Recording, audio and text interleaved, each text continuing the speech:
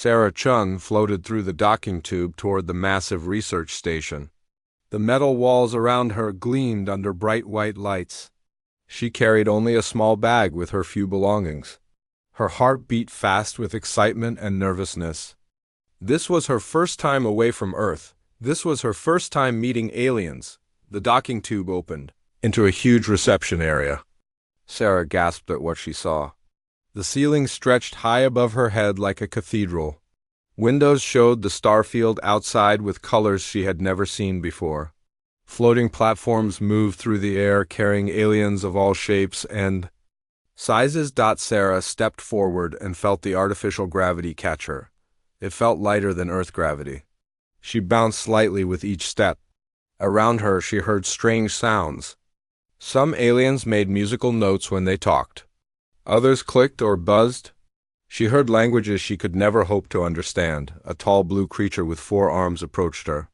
It wore what looked like a professor's robe made of shimmering material. 2 of its arms held data tablets while the other 2 gestured as it spoke. "You must be the human student," the alien said in perfect English. Its voice sounded like wind chimes. "I am Professor Vexthel. Welcome to Harmony's Edge Research Station." Sarah bowed politely. "Thank you, Professor. I'm Sarah Chun from Earth." "Professor." Vexthel's large black eyes studied her carefully. "Yes, from the Deathworld Classification 12. Most interesting." "Follow me, please. The other exchange students are waiting." They walked through corridors filled with amazing sights. Aliens of every description moved past them. Some walked on 2 legs like Sarah. Others floated or rolled or moved in ways she could not understand. The walls showed holographic displays of alien worlds with purple skies and floating rocks. "Tell me, Sarah," Professor Vexthel said as they walked, "how are you finding our environmental conditions? Are they suitable for your biology?" Sarah looked around in confusion. "They seem fine. Actually, it's quite comfortable. Maybe a little cool, but not bad." The professor stopped walking. His forearms froze in place. "Cool? You find our environment cool? Well, maybe like a nice spring day back home?" "Why?" Professor Vexthel made a note on one of his tablets. "Most remarkable. We shall discuss this later." They entered a large classroom with curved walls and no obvious floor or ceiling. Students sat on floating chairs arranged in a circle. Sarah counted 12 other students, all aliens. They turned to look at her as she entered. One student looked like it was made of living crystal. Light passed through its body in rainbow patterns. Another resembled a large octopus but with skin that changed colors constantly. A third looked like a walking tree with leaves that glowed softly. "Everyone, please welcome Sarah Chun, our human exchange student," Professor Vexthel announced. The crystal being spoke first. Its voice sounded like breaking glass but somehow musical. "Greetings, human. I am Zix of the Zephyrian Collective. We have heard much about your species." Sarah smiled and waved. "Nice to meet you all. Just call me Sarah." A creature that looked like a large seahorse with arms spoke next. "I am Aqua 7 from the Depth Realm. We are curious about Deathworld. Species, is it true your planet tries to kill you every day?" Sarah laughed. "Well, not exactly. I mean, Earth can be dangerous, but it's home. We're used to it. The tree like being rustled its glowing leaves. I am Photosyn of the Lumina Gardens. Your world receives unfiltered stellar radiation, does it not? How do you survive the constant burning?" "Burning?" Sarah looked confused. "You mean sunlight? We need sunlight. It feels good." The alien students exchanged glances. Some made worried sounds. Others activated small devices that began glowing or humming. Professor Vexthel cleared his throat. "Perhaps we should begin today's lesson. This semester, we will study survival adaptations across different planetary classifications. Each of you represents a different type of world and evolutionary path." He gestured, and holographic images appeared in the center of the circle. "We have students from Class 1 Paradise Worlds, Class 3 Garden Worlds, Class 5 Standard Worlds, and one student from a Class 12 Death World." The images showed beautiful planets with perfect blue skies, gentle weather, and peaceful landscapes. Then the image changed to show Earth, Several students gasped. Others activated more protective devices. Earth looked violent and chaotic in the hologram. Storms swirled over the oceans. Lightning flashed in dark clouds. Volcanoes spewed fire and ash. The image showed massive waves crashing against rocky shores. "This is your world?" asked Zix, the crystal being. Light flickered nervously through its body. Sarah nodded.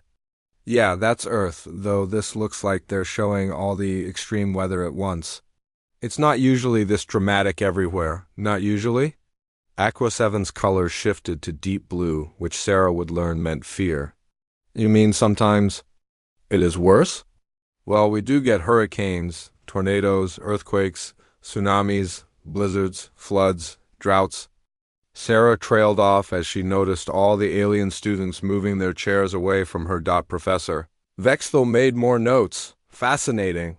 Sarah, you speak of these catastrophic events as if they are normal." "They are normal. I mean, they don't happen everywhere all the time. But yeah, Earth has weather. Sometimes it's dangerous weather. We just deal with it." Photosyn's leaves dimmed. "How does your species survive?" "Surely you must live in deep underground bunkers?" Sarah shook her head. "No, most humans live on the surface. We build houses and cities. We have technology to predict dangerous weather and systems to help us stay safe. But mostly we just adapt." "Adapt?"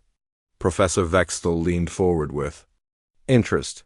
"Explain this adaptation process." Sarah thought for a moment. "Well, if it's cold, we wear warm clothes or heat our homes. If it's hot, we find shade or use cooling systems. If there's a storm, we go inside and wait for it to pass. If there's a flood, we move to higher ground.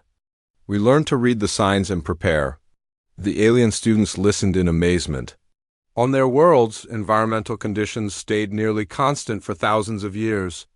The idea of regular change requiring constant adaptation was completely foreign to them. "Your species must be under constant stress," observed a student who looked like a large butterfly with metallic wings. "How do you function with such uncertainty?" Sarah considered this. "I guess we don't think of it as stress, it's just life." "Actually, I think we kind of like the variety. Same weather every day would be boring." The butterfly alien's wings fluttered rapidly. "Boring? You find predictable safety boring?" "Maybe boring isn't the right word, but yeah, we like seasons.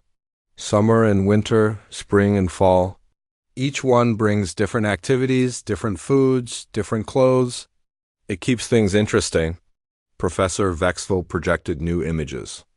"Let us examine your local fauna. These are creatures that share your world, correct?" The first image showed a house cat sitting in a sunny window.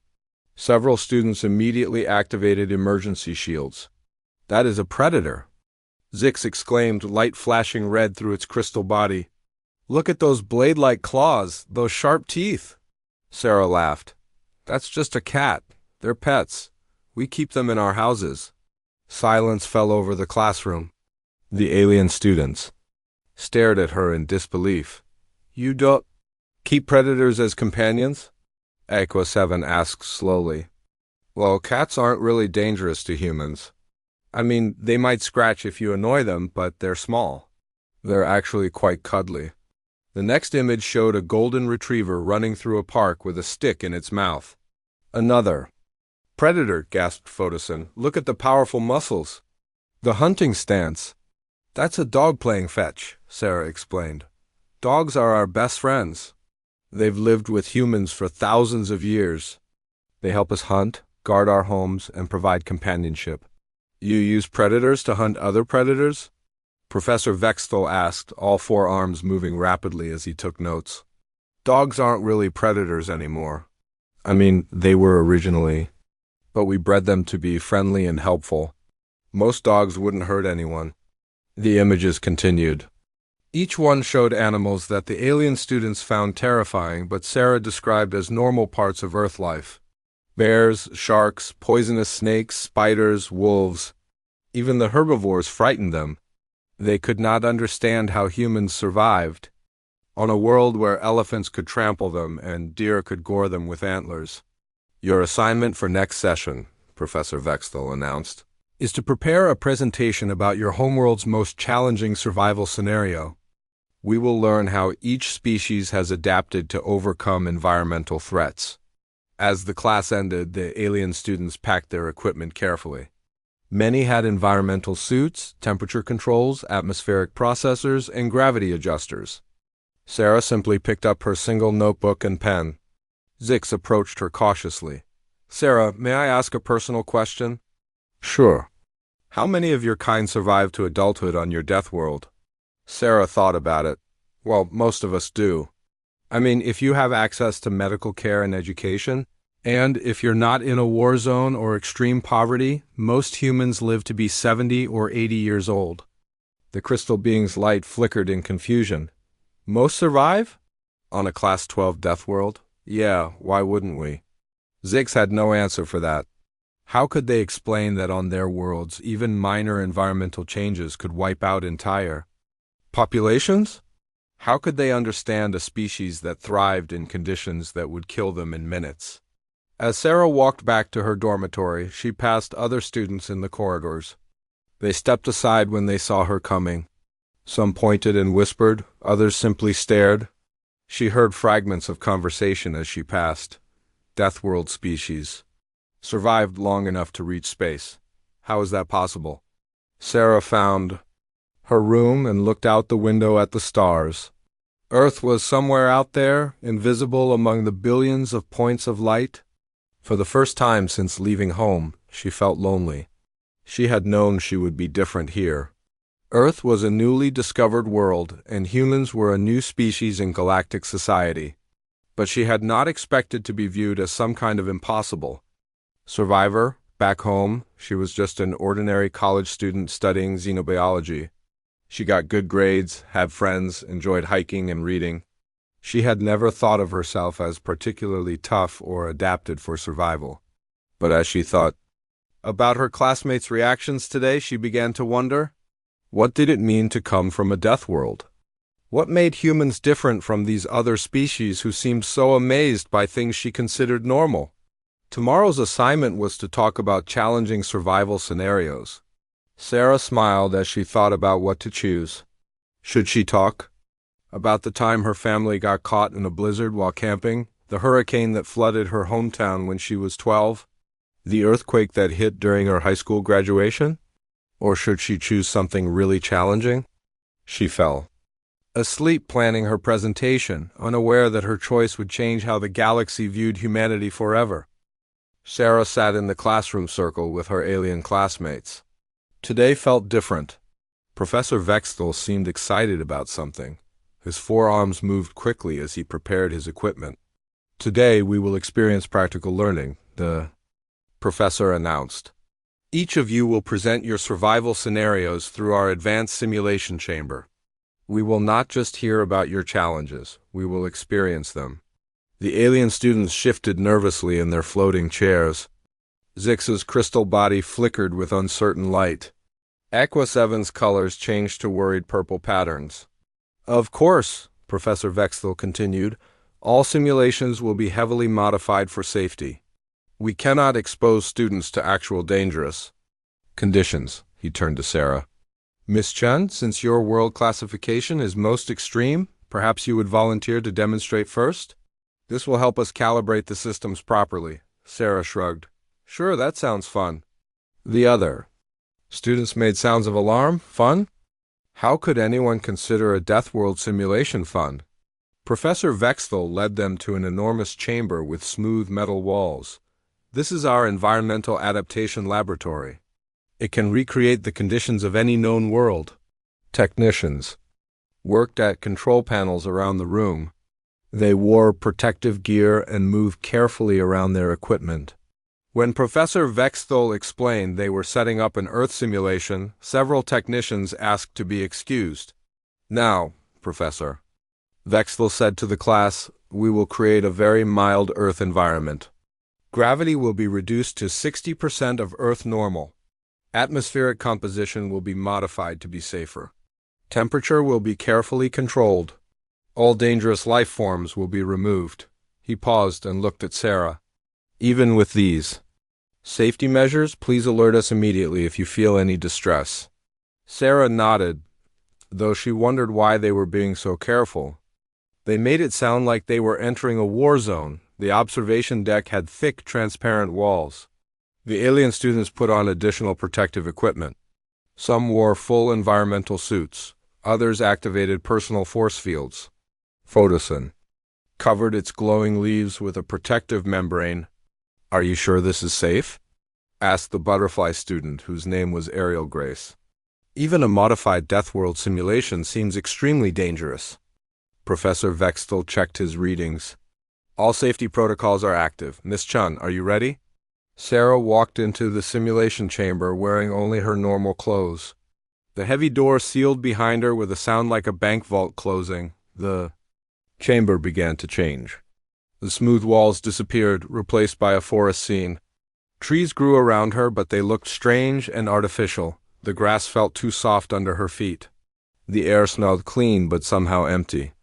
"Simulation active," Professor Vextel announced over the speakers. "Beginning basic Earth-forest environment." Sarah looked around and smiled. It felt nice to see trees again, even fake ones. She walked to a nearby stream and knelt down to test. The water, it was perfectly clean, almost sterile. "What is she doing?" Zix asked from the observation deck. "Why is she approaching the dangerous liquid?" "I think she's testing if it's safe to drink," Professor Vextel observed. Sarah cupped some water in her hands and tasted it. "It's fine," she called out. "Just water. Though it tastes a bit weird, too clean maybe." The alien students were amazed. She had just consumed an unknown liquid without any testing equipment or protective measures. Sarah began walking through the forest. She moved easily between the trees, stepping over logs and ducking under branches. She found berry bush and examined the fruits carefully. "These look like blackberries," she said, picking one and eating it. "They're not quite right, but close enough." "She's consuming untested organic matter," Aqua 7 exclaimed. "How does she know it won't poison her?" Sarah heard this through the speakers. "Oh, I know what safe berries look like. My grandmother taught me when I was little. We used to pick berries together in the woods," she continued exploring. Without any tools, she began collecting useful items. She found straight branches for walking sticks, broad leaves that could hold water, and dry grass that would make good tinder for a fire. "Increase difficulty level 1, Professor Vextel ordered quietly. The sky in the simulation darkened. The temperature dropped by 5 degrees. A light breeze began blowing. The alien students gasped. Such environmental changes would send their species into emergency survival mode. But Sarah just looked up at the sky and smiled. "Looks like weather's changing," she said. "Better find shelter." She found a large tree with low-hanging branches and thick leaves. Using the branches she had collected, she quickly built a simple lean-to shelter against the tree trunk. She covered it with leaves and grass to keep out wind and rain. "Remarkable," Professor Vextel muttered. "She's creating architecture from natural materials." "Is that normal for Deathworld species?" asked Ariel Grace. "Unknown. We have no data on Deathworld survival behaviors." Sarah finished her shelter and began gathering more materials. She collected dry wood and arranged it in a neat pile. She found 2 rocks and began striking them together. Sparks flew from the rocks. Sarah caught some sparks on the dry grass and began blowing gently. Smoke appeared, then tiny flames. "Fire!" screamed several alien students. "She's created fire." "Emergency protocols!" Zix shouted. "Uncontrolled combustion in progress." Professor Vextel raised a hand for calm. "Wait, observe her behavior." Sarah fed small twigs to her fire, gradually building it larger. She arranged rocks around it to contain the flames. Soon she had a steady, controlled fire burning in front of her shelter. "She's controlling the combustion," Professor Vextel observed. "This appears to be intentional." Sarah sat by her fire and warmed her hands. "That's better. Fire's always nice when it gets cool." The alien students could not believe what they were seeing. Their species had invented technology to avoid environmental challenges. But this human was using the environment itself as technology. "Increase difficulty level 2, Professor Vexthal ordered. The simulation sky became darker. The temperature dropped another 10 degrees. The wind grew stronger. The first drops of rain began falling. Dangerous precipitation detected, announced the computer. Recommend immediate evacuation. But Sarah just looked up and laughed. Oh, good, rain. I was wondering how I'd get more water. She quickly improvised a water collection system using broad leaves arranged to funnel rainwater into a depression. She scooped in the ground.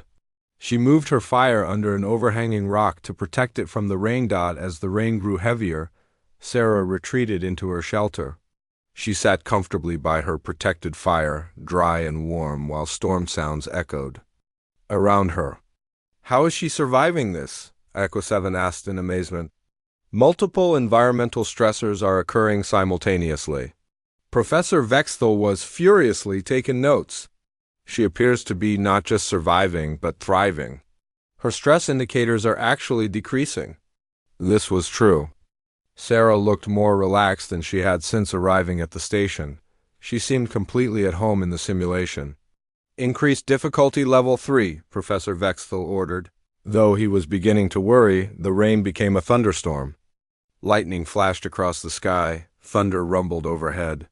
The wind howled through the trees. The alien students huddled together in terror. Even through the observation deck's protection, the storm seemed overwhelming, but Sarah did something that shocked them all. She smiled wider. I love thunderstorms, she said happily. We used to watch them from our porch when I was a kid. The lightning is beautiful. She adjusted her shelter slightly to account for the changing wind direction. She added more fuel to her fire. She even started humming a little song as she watched the storm. This is impossible, Zix whispered. No species enjoys environmental chaos. The lightning grew more frequent. The thunder became a constant rumble. Rain poured down in sheets.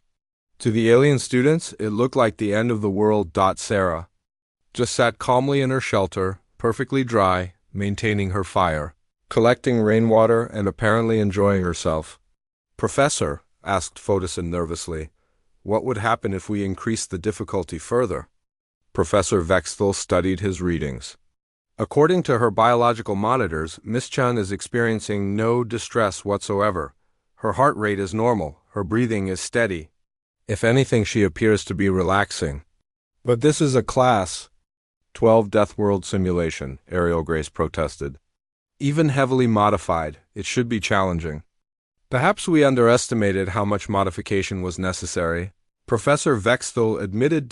He made a decision that would haunt him later. Increase difficulty to level 4. But maintain all safety protocols. The simulation changed again. The storm intensified beyond anything the alien students had imagined possible. The wind screamed through the trees. Lightning struck constantly. The temperature dropped to near freezing. Several alien students fainted. Others activated emergency medical systems. Equa 7's colors went completely white with terror, but Sarah was in her element. She had grown up in a place where such weather was not uncommon. She knew how to read the storm, how to predict its behavior, how to stay safe. She reinforced her shelter against the stronger wind. She adjusted her fire to burn hotter. She even ventured out briefly to secure her water collection system, moving confidently through conditions that would kill most galactic species in minutes. This is not possible, Professor Vexthal said, staring at his instruments. She should be in severe distress. Maybe the safety modifications are working too well, suggested a technician. No, Professor Vexthal replied slowly. I think we're seeing something else entirely. As they watched, Sarah did something that changed everything. She left her shelter and walked out into the storm. The alien students screamed. This was surely suicide. Even Professor Vexthal moved toward the emergency shutdown controls, but Sarah wasn't in distress. She stood in the rain with her arms spread wide, face turned up to the sky, laughing with pure joy. It's just rain, she called out over the thunder. This is amazing. She danced a little in the storm, completely unafraid of the lightning, the wind, the driving rain. To her, this wasn't danger. This was exhilaration. Professor Vexthal stopped reaching for the emergency controls. He stared at the impossible. Sight of a being who found joy in conditions that represented death to every other known species. "End simulation," he said quietly. The storm faded. The forest dissolved. Sarah found herself back in the empty metal chamber, though she looked disappointed that it was over. "That was great," she said as the door opened. "Can we do it again? Maybe with some real Earth animals this time?" The alien student sat in stunned silence. Real animals? She wanted to add predators to that nightmare scenario. Sarah walked out of the chamber, completely dry thanks to the simulation technology, and rejoined the class. She noticed everyone staring at her. "What?" she asked. "Was something wrong with the simulation?" Professor Vexthal found his voice. "Miss Chun, you just survived a Class 12 Deathworld environment that was specifically designed to be challenging. Not only survived, but appeared to enjoy the experience." Sarah shrugged. "It reminded me of camping trips with my family. We always hoped for interesting weather, made things more exciting." "Exciting?" Zix managed to ask. "You find environmental danger exciting. Well, not dangerous danger. But yeah, weather like that is fun. It makes you feel alive, you know? Like you're really experiencing the world instead of just existing in it." The alien students did not know. They could not conceive of seeking out environmental challenges for pleasure. Professor Vexthal looked at his class. Half the students were still in shock. The other half were checking their protective equipment, as if Sarah might somehow bring the storm with her. "I think," he said slowly, "we need to reconsider our understanding of Deathworld species." Sarah sat down in her floating chair, still energized from the simulation. "When do the others get to try? I'd love to see what your worlds are like." As she spoke, she was already looking forward to the next challenge. The alien students realized with growing amazement that this wasn't just adaptation they were witnessing. This was a species that had learned to love the very forces that would destroy them, and for the first time, they began to understand that maybe Earth hadn't been trying to kill humans at all. Maybe it had been training them. The xenobiology classroom felt different today. Word had spread about Sarah's simulation performance. Other students from across the station had come to observe. They floated near the walls, whispering among themselves and staring at the human who had danced in a thunderstorm. Professor Vexthal began the lesson on predator-prey relationships. He projected images of various galactic species and their feeding patterns. Most were herbivores or filter feeders. A few were scavengers who ate already dead material. Predation, Professor Vexthal explained, is the act of one organism hunting and consuming another living organism. This behavior is considered primitive and is rarely seen in intelligent species. The images showed simple creatures: small fish-like beings that ate plants, floating jellyfish that absorbed nutrients from water. None looked particularly threatening. Most evolved species moved beyond predation millions of years ago, the professor continued. Intelligence develops to avoid being eaten, not to become better at eating others. Sarah raised her hand. "What about persistence hunting?" The classroom fell silent. Professor Vexthal's forearm stopped moving. "I am not familiar with this term." "Oh," Sarah said, not noticing the sudden attention. "It's when you chase prey for a really long time until it gets too tired to run. Humans used to do it a lot before we developed agriculture." The silence stretched longer. Finally, Zix spoke, light flickering nervously through its crystal body. "You chased other organisms?" "Well, our ancestors did. Before we had farms and stores, humans had to hunt for food. We weren't very fast compared to most animals, but we could run for a really long time. So we'd chase antelope or deer for hours, sometimes days, until they collapsed from exhaustion." Aqua 7's color shifted to deep black. "You hunted by causing exhaustion? Until the prey could no longer flee?" "Yeah, it was actually pretty clever. Most animals are faster than humans in short bursts, but they can't maintain that speed. Humans can jog for hours without stopping. So we'd just keep following the animal until it couldn't run anymore." The alien students looked horrified. "They're Species had developed intelligence specifically to escape predation. The idea of using intelligence to become better predators was completely foreign to them. But surely, Professor Vexthal said carefully, modern humans do not engage in such behavior. Sarah thought about this. Well, we don't hunt for survival anymore in most places. But lots of humans still hunt for sport or food.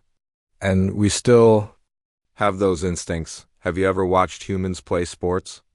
She pulled out her tablet and showed them a video of a marathon race. Thousands of humans running together, some for over 2 hours without stopping. This is a competition?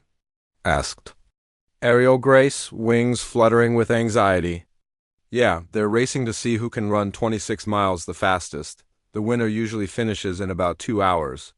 26 miles in 2 hours? Photosyn's leaves dimmed with shock. That is persistence hunting behavior, I guess so. We also have ultramarathons where people run 50 or 100 miles. Some races last for days. The alien students were beginning to understand something terrible. This wasn't just a species that survived environmental challenges. This was a species of hunters. Professor Vexthal cleared his throat nervously. Sarah, you mentioned that humans are omnivores. Could you explain your dietary patterns? Sure. We eat both plants and meat. Most humans eat a mix of vegetables, fruits, grains, and various animal proteins. Animal proteins, Professor Vexthal repeated slowly.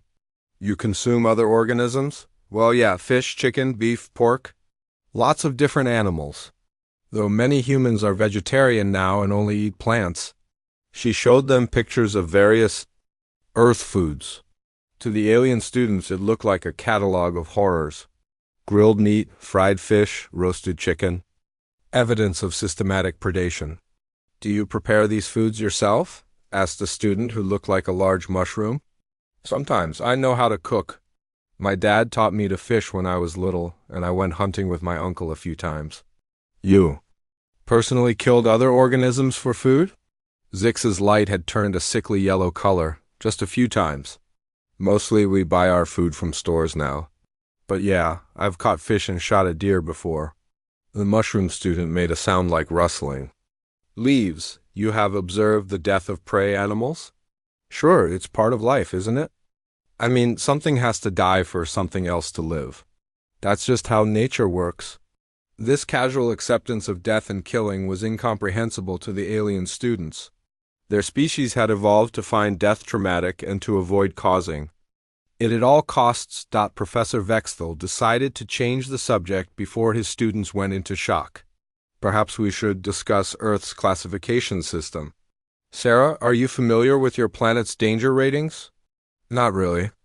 I know it's called a death world, but I never looked into the details. Professor Vexthal hesitated. These files were usually restricted due to their disturbing content.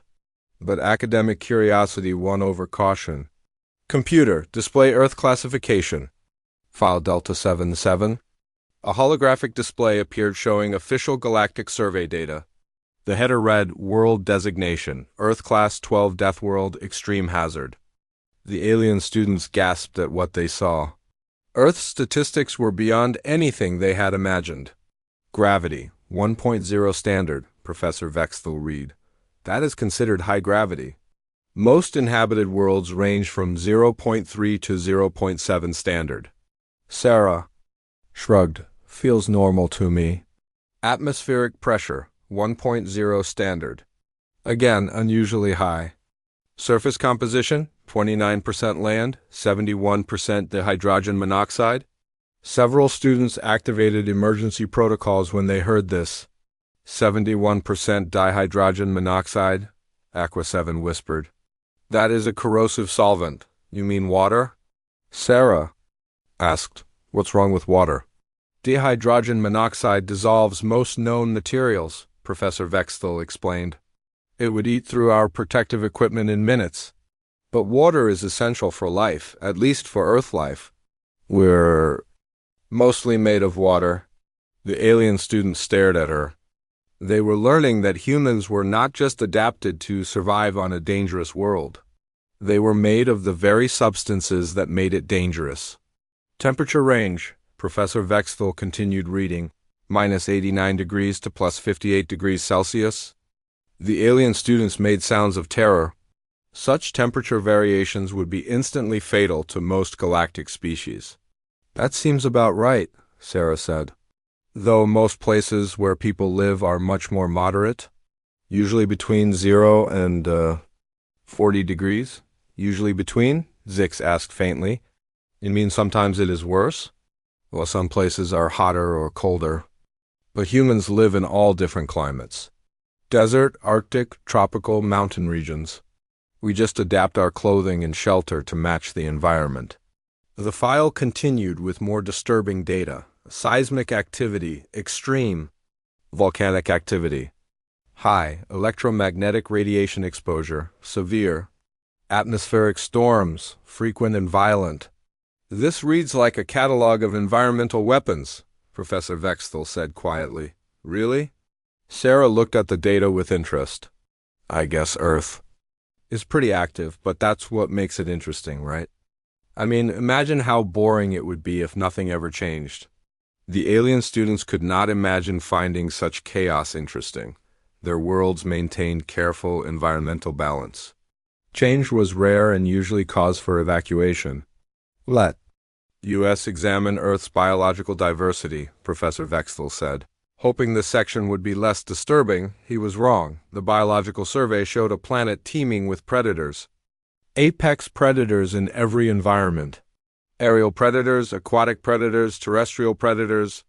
Some predators that hunted other predators. These are your ecosystem companions?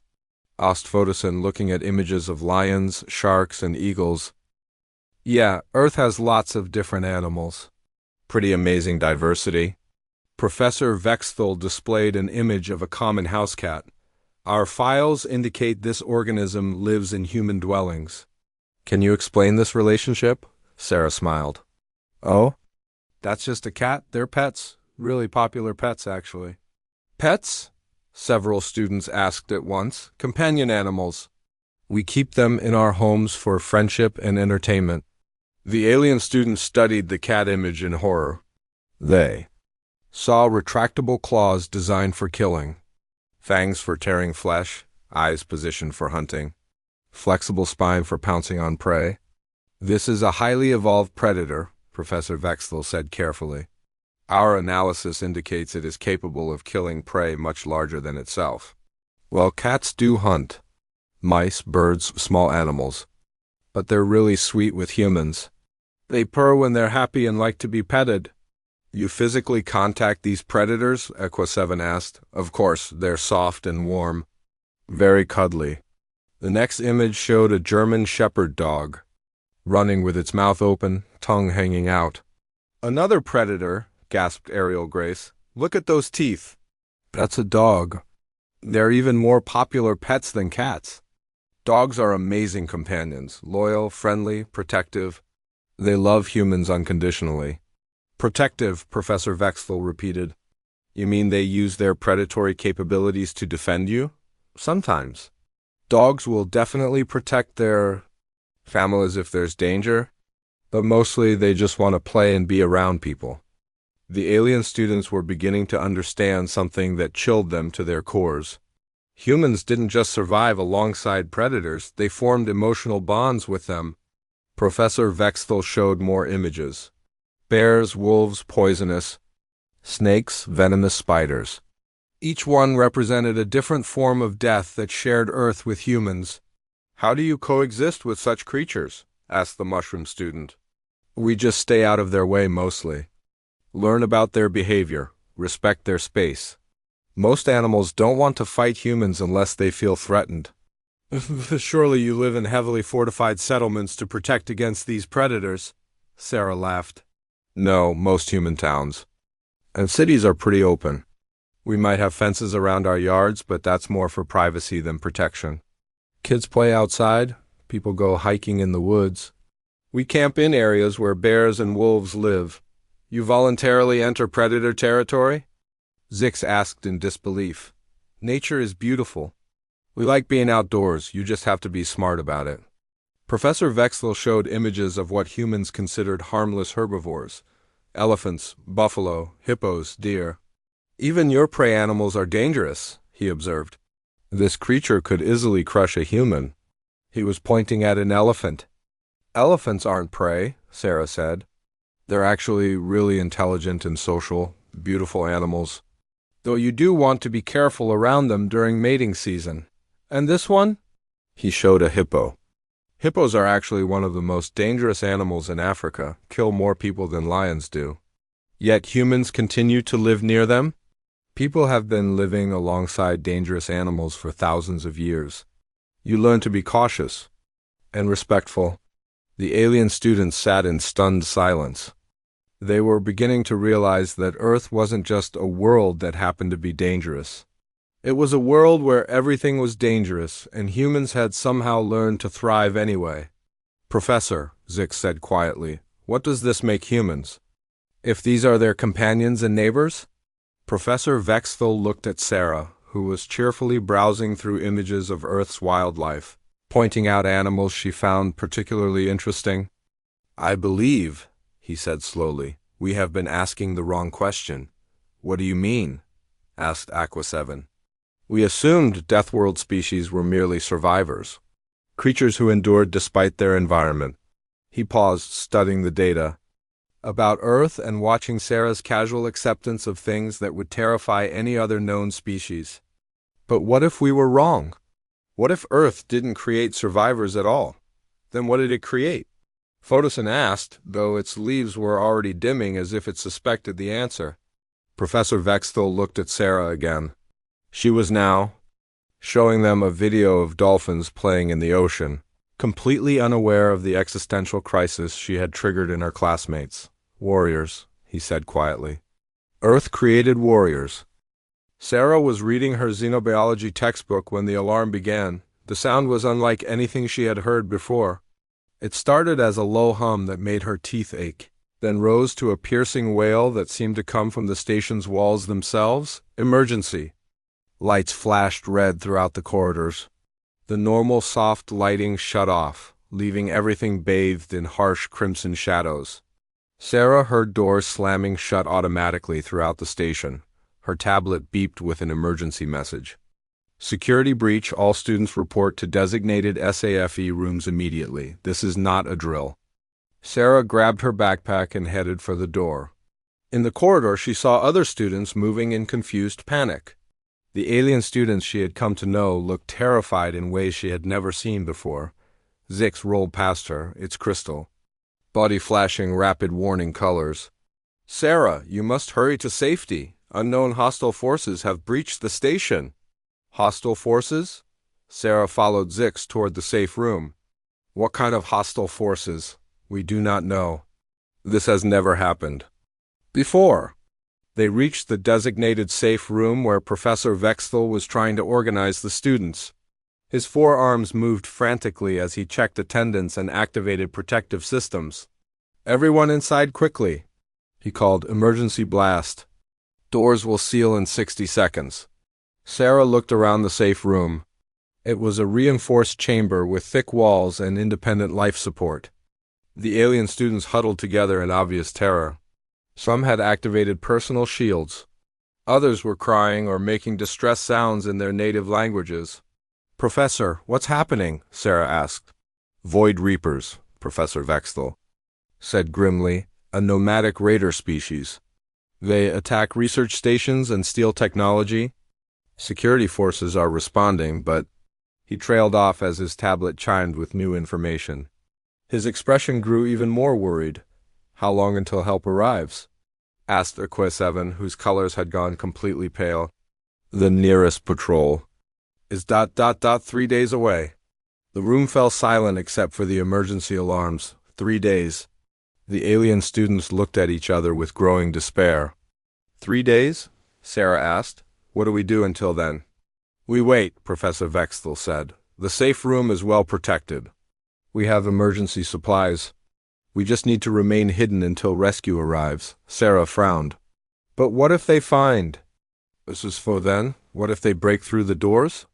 The alien students made sounds of fear at the suggestion. Professor Vexthel activated additional shield systems. The Void Reapers are systematic, he explained. They will search each section of the station methodically. Our analysis suggests they will reach this area in approximately 30 hours. And then what? Sarah pressed. Then. Professor Vexthal could not finish the sentence. Sarah looked around at her classmates. They were all brilliant students, some of the best minds in the galaxy. But right now they looked like frightened children. Something felt wrong to her about just hiding and waiting. On Earth, when dangerous situations arose, people didn't just hide. They acted. They fought back. They found solutions. Professor, tell me about these Void Reapers. What are they like? They are a predatory species, Professor Vexthal said reluctantly. Violent and aggressive. They use fear and intimidation to subdue their victims. How many of them are there? Typically 12 to 15 individuals in a raiding party. Sarah did quick math in her head. So there are maybe 15 of them. And how many people on this station? Approximately 200 staff and students. 200 against 15? Why isn't everyone fighting back? The alien students stared at her in shock. Photosyn's leaves rustled with dismay. Fighting? Zix asked. Sarah, we are not warriors. We are academics, scientists. We have never engaged in violence. But you outnumber them more than 10 to 1. Numbers do not matter, Professor Vexthal said sadly. The Void Reapers are predators. We are not. They have weapons and experience with violence. We have laboratory equipment and research papers. Sarah stood up and walked to the wall display showing the station's layout. Show me where they are now. Professor Vexthal hesitated, then activated the security feeds. Red dots showed the void. Reapers moving through the station's corridors. They wore dark armor and carried energy weapons. They moved with confident, predatory grace. Sarah studied their movement patterns. They're being systematic, just like you said, moving through each section, checking every room. Yes, which is why we must remain hidden. But Sarah was thinking differently. They're predictable then. If we know where they're going, we know where they'll be. Sarah, Ariel Grace said nervously, what are you suggesting? Sarah turned to face the class. Something had changed in her expression. The friendly, curious student was still there, but underneath was something else, something harder. I'm suggesting we don't just sit here waiting to be found. The alien students recoiled. The idea of actively confronting the raiders was beyond their comprehension. But we have no weapons, Professor Vexthal protested. Sarah looked around the room. We have laboratory equipment, chemical supplies, knowledge. Of the station systems, we have advantages they don't expect. You want us to fight? Aqua 7 asked in horror. I want us to survive, Sarah said simply. And sometimes survival means fighting back. She moved to the room's supply panel and began taking inventory. Emergency tools, basic medical supplies, communication equipment. Sarah, this is madness, Zix said. We cannot engage in violence. It is contrary to our nature. Sarah paused in her inventory. I'm not asking you to be violent. I'm asking you to use your intelligence to solve a problem. She pulled up the station schematics on her tablet. Look, they're moving through the main corridors. But there are maintenance tunnels, emergency passages, air ducts. We could move around without them seeing us. To what purpose? Professor, Vexthal asked. To slow them down, confuse them. Make it harder for them to do what they came here to do. Sarah began sketching a rough plan on her tablet. Photosyn, you can control light levels, right? What if we shut down the lighting in sections where they're working? Photosyn's leaves flickered uncertainly. Yes, I can interface with the station's bioluminescent systems. Echo 7, you understand fluid dynamics. Could you affect the station's water systems? Make it harder for them to move through certain areas? Possibly, Aqua 7 said slowly. But this sounds like sabotage. It is sabotage. We're sabotaging their operation, Sarah continued planning. Zix, your crystal structure can generate sonic resonances, right? Could you create sounds that would confuse their communications? Zix's light flickered with nervous energy. In theory, yes. But Sarah, we are not warriors. We do not fight. Sarah sat down in front of them. I'm not asking you to be warriors. I'm asking you to be problem solvers. This is just another survival scenario, like in the simulation. But this is real, Professor Vextel said. Real danger, real violence. Yes, Sarah agreed, which is why we need to take it seriously. She stood up again and moved to the door. I'm going out there, I'm going to slow them down and buy us time. You can stay here if you want. Sarah, no, several students called out. But she was already at the door controls. Professor, can you override the lockdown temporarily? Professor Vextel stared at her. Sarah, you cannot survive out there alone. Maybe not. But I can't survive in here either if they find us. She looked back at her classmates. On Earth, we have a saying, when flight is impossible, fight becomes inevitable. Professor Vextel found himself reaching for the door controls despite every instinct telling him not to. There was something in Sarah's voice, something in her bearing, that commanded attention. If you insist on this madness, he said slowly, you will not go alone. The alien students made sounds of protest, but Professor Vextel continued. You are our student, our responsibility. If you are determined to face this threat, then we must support you. Zix's light pulsed with fear and determination. If Sarah believes this is the path to survival, then we must trust her experience with hostile environments. One by one, the other students began to agree. They were terrified, but they had seen Sarah thrive in conditions that would kill them. Maybe, just maybe, she knew something about survival that they didn't.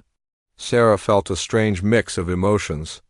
These beings were completely outside their element, agreeing to something that went against every instinct they had. They were doing it because they trusted her. Okay, she said. But we do this smart. We use your abilities and knowledge. We work as a team. She pulled up the station schematics again. Here's what we're going to do. As Sarah began explaining her plan, the alien students listened with growing amazement. She wasn't just thinking about fighting or hiding. She was thinking strategically, using the station itself as a weapon, turning their academic knowledge into tactical advantages. Professor Vextel watched his student transform before his eyes. The human who had danced in a simulated thunderstorm was showing them what it meant to be forged by a world that demanded strength. One more thing, Sarah said as she finished explaining the plan. If this goes wrong, if we get separated, remember, you're not just hiding anymore. You're buying time for rescue to arrive. Every minute we delay them is a minute closer to help. She moved to the door. Ready? The alien students looked at each other. They were about to leave safety to confront creatures from their worst nightmares, but they were not going alone. They were going with someone who had been shaped by nightmare and learned to dance with it. Ready? Professor Vextel said, his voice steadier than he felt. Sarah opened the door, and together they stepped out into the red-lit corridors of the embattled station. Behind them, the safe room's door sealed shut, cutting off their retreat. There was no going back now. The hunt was about to begin. But for the first time in galactic history, the predators were about to discover what it meant to be hunted by something from a death world. Sarah smiled grimly as she led her alien classmates into the darkness. It was time to show the Void Reapers why survivors from Earth were different from any other species in the galaxy. It was time to show them what warriors looked like.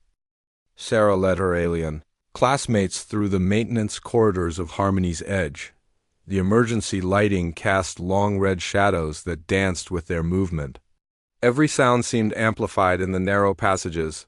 She moved with quiet confidence, checking corners and listening for signs of the Void Reapers. Behind her, the alien students tried to copy her movements but struggled with the unfamiliar concept of stealth. Remember, Sarah whispered, we're not trying to fight them directly. We're making their job harder, slowing them down, creating confusion.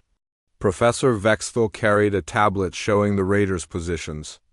They have entered the laboratory section, 12 minutes ahead of our projections. Good, Sarah said. That means they're rushing. Rush people make mistakes. They reached the first checkpoint in Sarah's plan, a junction where the station's main power conduits were accessible. Photosin extended its glowing tendrils toward the bioluminescent control panel. I can disrupt the lighting in sectors 7 through 12, Photosin reported. But it will affect environmental controls as well. Do it, Sarah said. Darkness is our friend right now. Photosin interfaced with the system. Throughout the affected sections, lights began flickering and dying. Emergency systems struggled to compensate for the sudden drain on power. They heard distant shouts from the Void Reapers as their work area plunged into darkness. Sarah smiled grimly. First point to them. Next position, she said, leading them deeper into the station's hidden passages. At the second checkpoint, Aqua 7 accessed the water management systems. Its fluid form interfaced directly with the station's pipes and pumps. I can create pressure differentials in the corridor floors, Aqua 7 explained. Make walking difficult and unpredictable. Will it hurt anyone? Asked Ariel Grace nervously. It will make them slip and slide, Sarah said. Angry and off balance. Perfect. Aqua 7 activated the systems. Water began seeping through deck plates in carefully calculated patterns. The corridors the raiders were using became treacherous and unstable. More distant cursing echoed through the station. The Void Reapers were finding their systematic search much more difficult than expected. They are adapting to our interference, Professor Vexthal observed, watching his tactical display. Sending scouts ahead, moving more carefully. Then we adapt too, Sarah said. Zix, you're up. They moved to a central communication hub where Zix could access the station's audio systems. The crystal being's form resonated with harmonic frequencies as it interfaced with the equipment. I can generate sonic interference across their communication. Frequencies, Zix reported. But I need to know their specific channels. Sarah studied the tactical display. Professor, can you scan for their communication signals? Professor Vexthal's forearms worked rapidly across his tablet. Yes, here, they are using frequency band 77 alpha. Zix began generating carefully tuned interference. Throughout the station, the Void Reaper's communications filled with static, feedback, and confusing echoes. Their coordinated search began breaking down as teams lost contact with each other. Excellent, Sarah said. Now they're blind, clumsy, and deaf. Time for phase 2? She led them toward the laboratory section where the raiders were working. As they moved, Sarah explained the next part of her plan. They came here for technology and research data. We're going to make sure they can't get what they want. They reached a secure position overlooking the main laboratory. Through reinforced windows, they could see the Void Reapers working in the darkness, using portable lights to search through equipment. The raiders were tall, reptilian beings with dark scales and glowing yellow eyes. They moved with predatory grace despite the obstacles Sarah's team had created. Their leader wore more elaborate armor and carried a weapon that hummed with dangerous energy. They are magnificent predators, Professor Vexthal whispered with academic appreciation, and terror. Sarah studied them with different eyes. They're used to easy prey. Look how they move. They expect fear and submission. She was right. The Void Reapers moved with the confidence of beings who had never faced real resistance. They had adapted to their obstacles with annoyance rather than concern. Time to change that, Sarah said. She activated her tablet and began accessing the laboratory's systems. Her fingers moved quickly across the interface, using her knowledge of the station's layout and her classmates' unique abilities. Photosin, can you overload the emergency lighting in that room? Make it strobe rapidly? Yes, but it might damage the equipment. That's the idea. Photosin sent power surges through the laboratory's lighting system. The room erupted in chaotic flashing lights that disoriented the raiders and made it impossible for them to work effectively. The Void Reapers roared in frustration, their yellow eyes struggling to adapt to the strobing illumination. Aqua 7? Flood the floor. Make it impossible for them to maintain footing. Water began pouring from hidden systems, turning the laboratory floor into a slippery mess. The raiders slipped and struggled to maintain balance while trying to carry stolen equipment. Zix, Can you generate a sonic pulse that will interfere with their equipment? Zix's crystal body rang like a bell, sending precisely tuned vibrations through the station's structure. The raiders' portable devices began malfunctioning, their displays flickering and their communication gear producing painful feedback. Sarah watched the chaos with satisfaction. Now they're learning what it feels like to have the environment working against them. But the raiders were adapting faster than she had hoped. Their leader barked orders in their harsh language, and they began moving toward the exit with what equipment they had managed to secure. They are retreating to a more defensible position, Professor Vextel observed. Sarah checked the tactical display. The raiders were moving toward the main cargo bay, a large open area where their ship was docked. Once there, they could escape with whatever they had stolen. Not if I can help it, Sarah said grimly. She led her team through a complex route toward the cargo bay, using maintenance shafts and emergency passages that the raiders didn't know existed. Her alien classmates followed, amazed by her ability to navigate the station's hidden passages as if she had memorized every route. They reached the cargo bay ahead of the raiders and positioned themselves around the perimeter. Sarah studied the layout carefully, identifying key systems and potential choke points. This is it, she told her classmates. Final stand. We make it impossible for them to leave with our research. The Void Reapers entered the cargo bay carrying cases of stolen technology. Their ship waited in the docking area, sleek and predatory like its owners. They moved toward it confidently, believing they had successfully completed their raid. Sarah waited until they were halfway across the bay before springing her trap. Now, she called. Photosin overloaded every light in the cargo bay simultaneously. The massive space erupted in blinding illumination that made the raiders cry out and cover their eyes. Aqua 7 activated the bay's emergency sprinkler systems, turning the floor into a skating rink and making it impossible for the raiders to maintain formation. Zix generated a harmonic resonance that made the metal walls and floor vibrate, creating a disorienting environment where the raiders could barely stand. But Sarah wasn't finished. She activated the cargo bay's magnetic fields, designed for moving heavy equipment. The raiders' metal armor and weapons suddenly became tremendously heavy, dragging them down and making movement nearly impossible. The Void Reapers found themselves trapped in a nightmare of sensory overload and environmental hostility. They slipped and stumbled, unable to coordinate their escape while fighting against light, water, sound, and magnetic forces all working against them. Their leader roared in frustration and tried to fire his weapon at the control panels, but the magnetic fields made it impossible to aim accurately, and his shots went wide. Sarah emerged from her hiding place, moving easily through the chaos she had created. Her alien classmates watched in amazement as she walked calmly across the treacherous floor, completely adapted to the hostile environment. You picked the wrong research station, she called to the raiders. This one has students from a Deathworld. The Void Reaper leader struggled to his feet, fighting against the magnetic field. He snarled something in his language that was clearly a threat. Sarah smiled. It was not a friendly expression. You want to know what makes humans different? She asked, raising her voice over the chaos. We don't just survive hostile environments. We turn them into weapons. She activated one final system. The cargo bay's atmospheric processors began cycling rapidly, creating wind patterns that made it even harder for the raiders to stand or aim their weapons. The Void Reapers, apex predators of the galaxy, found themselves completely helpless against an environment that had been turned against them by a single human and her alien classmates. Emergency alarms announced the arrival of galactic security forces. The cavalry had arrived early, drawn by the station's distress signals and the unusual energy readings from Sarah's improvised defenses. Security teams flooded into the cargo bay, finding the Void Reapers scattered and disoriented, completely unable to resist arrest.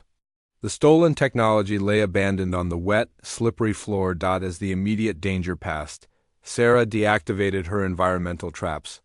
The cargo bay returned to normal lighting and atmospheric conditions. The raiders were quickly secured and led away. Security Commander Thexler A tall being with silver skin and multiple eyes approached Sarah and her classmates. "Remarkable," the commander said. "We have never seen Void Reapers neutralized so completely. How did you accomplish this?" Professor Vexthal stepped forward, his forearms still shaking with adrenaline. "My students used their knowledge of environmental systems to create an adaptive defense matrix." "Students?" Commander Vexler looked at the group with new respect. "Which student developed the tactical plan?" All eyes turned to Sarah, who was calmly cleaning water spots from her tablet as if nothing extraordinary had happened. "It wasn't really a plan," Sarah said. "We just used what we had available."